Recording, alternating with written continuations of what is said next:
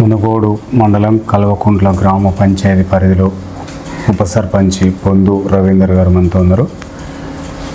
ఇక్కడ ఉప సర్పంచ్ల పాత్ర ఏ విధంగా ఉండబోతుంది? గత ప్రభుత్వంలో వారికి చెక్ పవర్స్ ఇచ్చి చాలా ఒక గొప్ప స్థానంలో ఉంచిండ్రు. మరి ఈ ప్రభుత్వం వారికి అట్లాంటి అవకాశాలు కల్పిస్తున్నాయా?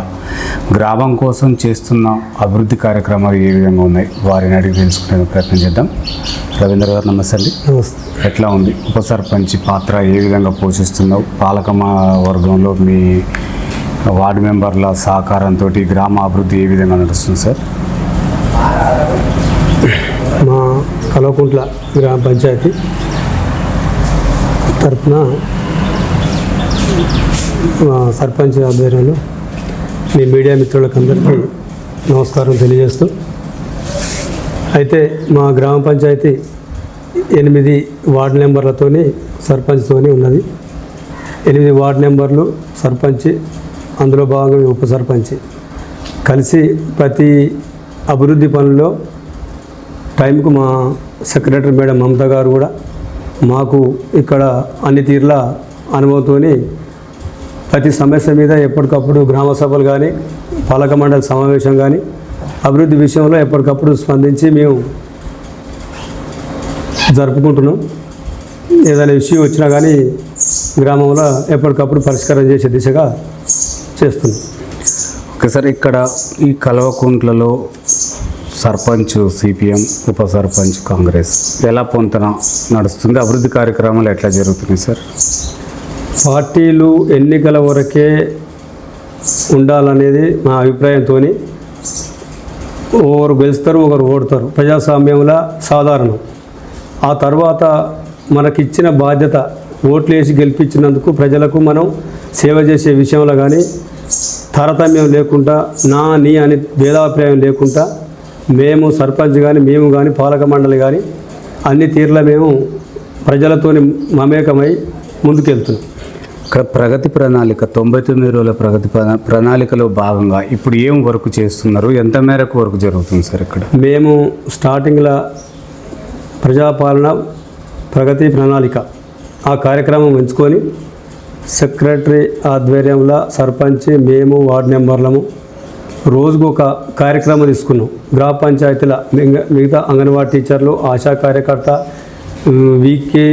విబికే, మళ్ళీ ఫీల్డ్ అసిస్టెంటు, ఈ విధంగా అందరం కలిసి 8 వార్డులకు రోజుకు ఒక వార్డు చొప్పున ఏమేం సమస్యలు ఉన్నాయి, డ్రైనేజా, సీసీ రోడ్ల, మురికా, ప్రతిదీ ఎక్కడేం ప్రాబ్లం ఉందని అన్నీ నోట్ చేసుకొని మేము 9 రోజులు కార్యక్రమం గ్రామ పంచాయతీ సిబ్బందితో సహకారం, వాళ్ళు కూడా మేమటి పని చేసుకుంటూ మేము కూడా కొంత చేసుకుంటూ శ్రమదానం చేసుకుంటూ 9 రోజుల కార్యక్రమం దిగ్విజయంగా నడిపించాం. ఓకే సార్, ఇక్కడ రాష్ట్ర ప్రభుత్వం ప్రవేశపెట్టిన 6 గ్యారంటీలు ఎన్ని అమలవుతున్నాయి? ఇక్కడ మహిళలు బాగా ఉచిత బస్సు వినియోగించుకుంటలేమని చెప్పేసి అంటున్నారు సార్, అది ఎంతవరకు వాస్తవం? ఉచిత బస్సు అంటే ఇక పని ఉన్న వాళ్ళు పోతూనే ఉంటారు, వస్తూనే ఉంటారు. దానికి మనం ఇక పోతారు, పబ్లిక్ పోతారు. మా కాడ బైకులు కూడా జర ఎక్కువ ఉంటాయి, పోతాం కూడా. పని వదిలిపెట్టి కూడా ఎక్కువ ఏం పోరు మా ఊర్లో. మీడియాలు వింటున్నాం, పని లేకున్నా బస్సులలో కిరాయి లేదని తిరుగుతురు అని అంటారు. మా కాడ అట్లేం కాదు, ఇక పని ఉన్నప్పుడు పోతూనే ఉంటారు, వస్తూనే ఉంటారు. ఉచిత బస్సు అనేది ఇక్కడ మంచిగానే, మా ఉచిత బస్సు కరెక్టే. కానీ మా ఊరికి బస్సు ఉంటే బస్సు వెళ్ళిపోతే మీరు అన్నట్టు ఉచిత బస్సుకు మాకు ఉపయోగం ఉండేది, ఎక్కువ ఎక్కి దిగుతుంది కూడా ఉండేది. ఆ బస్సు లోపం మన ఎమ్మెల్యే గారికి కూడా మేము విన్నవించుకోవడం జరిగింది. ఈ రోడ్లు ఈ పూర్తయినాక ఒకసారి మళ్ళీ మేము చేద్దామని అనుకుంటున్నాం.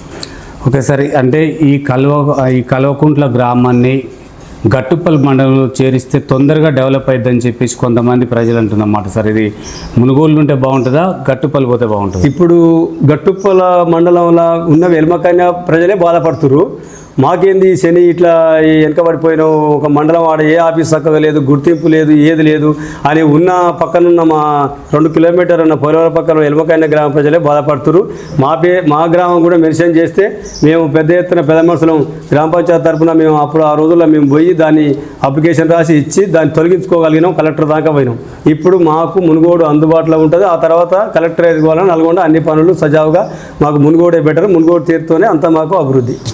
ఓకే సార్, అంటే ఇక్కడ సర్పంచ్ గారి పరిపాలన ఏ విధంగా ఉంది? మీకు గెలిచి 3 నెలలు అవుతుంది. 6 గ్యారెంటీల విషయంలో కానీ ఒక మహిళగా గెలిచిన తర్వాత ఎట్లాంటి అభివృద్ధి కార్యక్రమాలు చేస్తున్నారు? 6 గ్యారంటీలు అంటే గవర్నమెంట్ రాష్ట్ర లెవెల్లో ఇచ్చే పథకం భాగంగా సర్పంచ్ చేతులు ఏమి లేదు, ఉప సర్పంచ్ చేతులు లేదు, పాలక మండలి చేతులు ఏమి లేదు. కాకపోతే ఏంటంటే 6 గ్యారంటీలలో ఇక్కడ ఒక 14 ఇండ్లు 17 ఇండ్లు మాత్రం మేము ఇందిరమ్మ ఇండ్లు ముగ్గులు పోయడం జరిగింది. అవి దాదాపు దగ్గరికి వచ్చినాయి. ఒకరు ఇండ్లకు కూడా పోయిరు. చిక్కూరి కావ్య వైఫ్ ఆఫ్ వెంకన్న వాళ్ళు ఇండ్లకు కూడా పోయిర్రు. ఆ రోజు ఎమ్మెల్యే గారు ప్రోగ్రాం ఉండే కానీ అసెంబ్లీ ఉండడం వల్ల కాలేకపోయింది. ఇంకా మిగతా ఇళ్ళు కొన్ని ఉన్నాయి. అవి ఇండ్లకు పోయేటప్పుడు మేము ఎమ్మెల్యే గారిని కూడా ఆహ్వానించేది ఉంది. అది జరిగేది. ఇక్కడ విద్యా వైద్యం ఎంత మేరకు అందుతుందంటారు విద్యార్థులకి?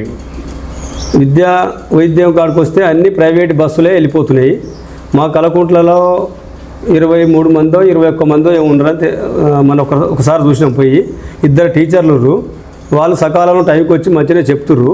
ఇంకొకటి వాళ్ళు చెప్పే విద్యా బోధన కూడా ఈడ గురుకులంలో సీట్లు కూడా అగ్రగామిల మండలం వల్లే ఫస్ట్ కలకుంట్ల కానీ సీట్లు బాగా వచ్చినాయి. అది కూడా మాకు గతంలో కూడా అది అందరికీ తెలుసు. అది అయితే మేము 26 జనవరి రోజు కూడా గ్రామ పెద్ద మనుషులు మేము జెండా ఎగరేసే రోజు కూడా ఒక వేదిక మీద మాట్లాడడం జరిగింది. ఏమిటి అంటే గ్రామంలో ఉన్న ప్రైవేట్ బస్సులు అరికట్టి ఇక్కడున్న పిల్లలు ఇక్కడనే స్కూలుకు పంపిస్తే డెవలప్ అవుతుంది, బాగుంటుంది. లేకపోతే ఆ బడి మూతపడే పరిస్థితి ఉందని ఆ రోజు మేము శపథం చేసినాం.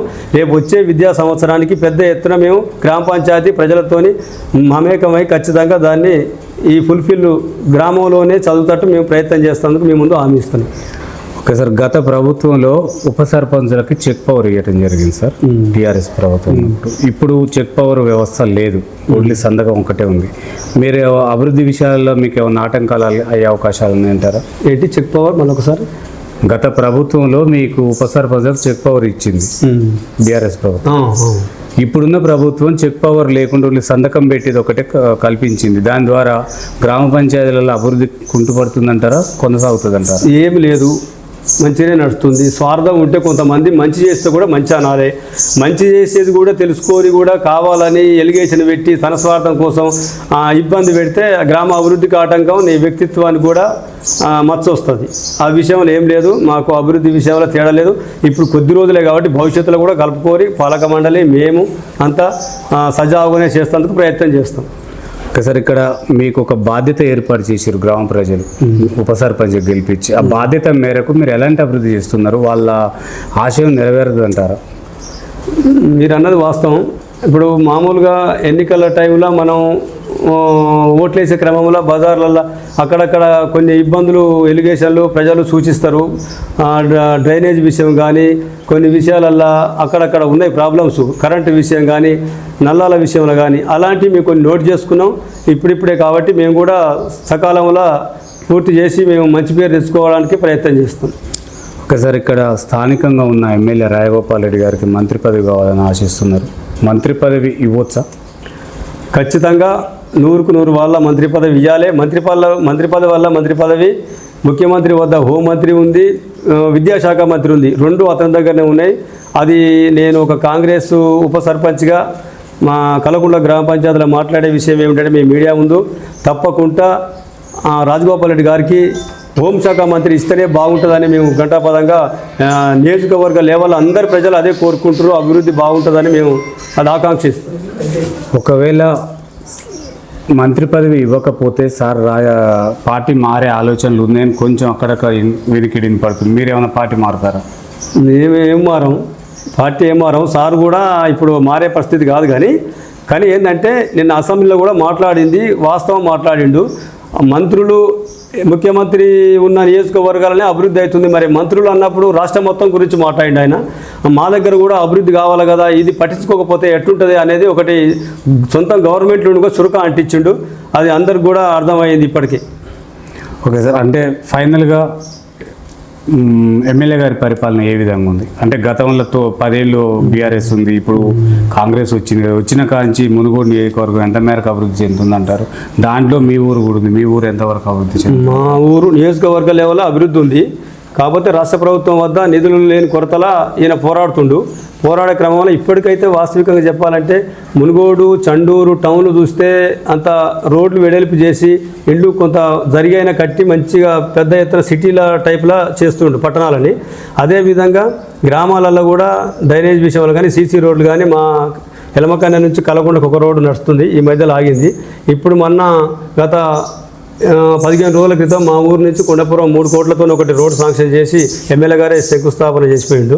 అదేవిధంగా కొన్ని ఇంకా మా రోడ్లు ఉన్నాయి, కొంత బ్రిడ్జీలు ఉన్నాయి. యాదవ బడి పార్ కూడా కొన్ని ఒక 10 అభివృద్ధి పనులలో మేము సార్కు విన్నవించుకోవడం జరిగింది. అదేవిధంగా మా ఊరు కూడా కొన్ని నిధులు పెట్టాలని మా సర్పంచ్ ఆధ్వర్యంలో మా పాలక మండలి మేము అందరం కలిసి సార్కు మొన్న విన్నవించుకున్నాం.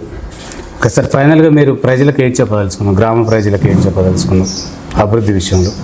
గ్రామ ప్రజలకు రాజకీయాలకు అతీతంగా ఎవరి కాడికైనా పోయినా సరే కానీ పనులు తీసుకొచ్చి చేసి నాది నీదని తేడా లేకుండా అభివృద్ధి చేస్తే బాగుంటుంది. మా ఆయాంలకి సర్పంచ్కి ఉప సర్పంచ్ ఆయాంల ఈ పనులు అయినాయి చెప్పుకోవడానికి భవిష్యత్తుకు పేరు ఉంటుంది, మళ్ళీ ముందుకు పోవడానికి కూడా మాకు అవకాశాలు ఉంటాయని మేము ఎంతైనా కృషి చేయాలని అనుకుంటున్నాం.